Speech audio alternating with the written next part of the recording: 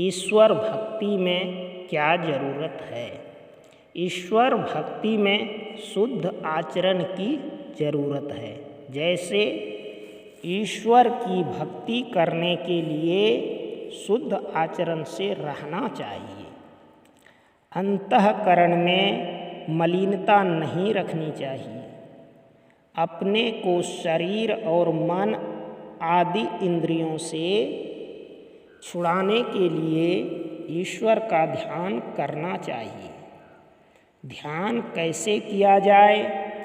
संसार के जितने रूप हैं सब में ईश्वर है। किसी रूप को इष्ट मानकर उसका ध्यान करो।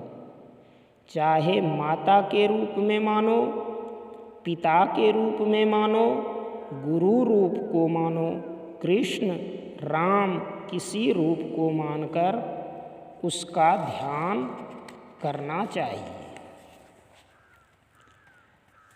तुलाधार वैश्य अपने घर में रहकर रोजगार करता था, लेकिन वह बड़ा ही सत्यनिष्ठ था।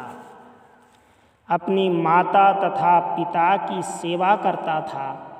उसी समय जाजली मुनि तप करते थे।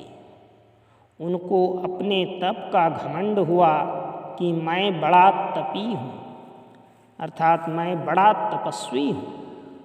उसी समय आकाशवाणी हुई कि अभी तक तुम तुलाधार वैश्य के समान नहीं हुए हो।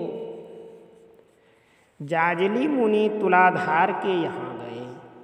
तुलाधार ने कहा, महाराज, आप तप कर रहे थे। आपकी जटा में चिड़िया ने घोंसला बनाया, अंडा दिया और उससे बच्चा हुआ। वह बच्चा उड़ भी गया। इसी का आपको घमंड है। मुनि ने तुलाधार से पूछा, तुम घर बैठे मेरे तप की सारी बातें कैसे जान गए? तुलाधार ने कहा, देखिए, मैं लोगों को सौदा देता हूँ, डंडी को सीधा रखता हूँ। तात्पर्य यह कि मैं व्यापार में जरा भी असत्य का व्यवहार नहीं करता हूँ और भगवान का भजन भी करता हूँ। सबको मैं ईश्वर का रूप मानता हूँ। इसीलिए किसी के साथ में मैं बुरे व्यवहार नहीं करता हूँ। कहने का तात्पर्य है कि किसी रूप में ईश्वर को मानो कि वह रूप ईश्वर का है, तब उसका ध्यान करो। इतने में ही समाप्त नहीं है, इसके बाद और है। भगवान श्री कृष्ण ने कहा कि जितने विभूतिवान तेजवान रूप है सब मेरे ही रूप है।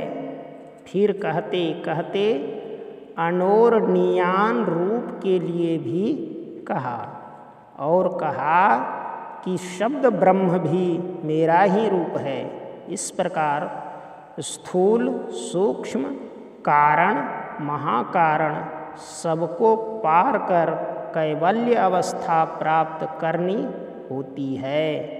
फिर परमात्मा की पहचान होती है। इस कथा के माध्यम से इतना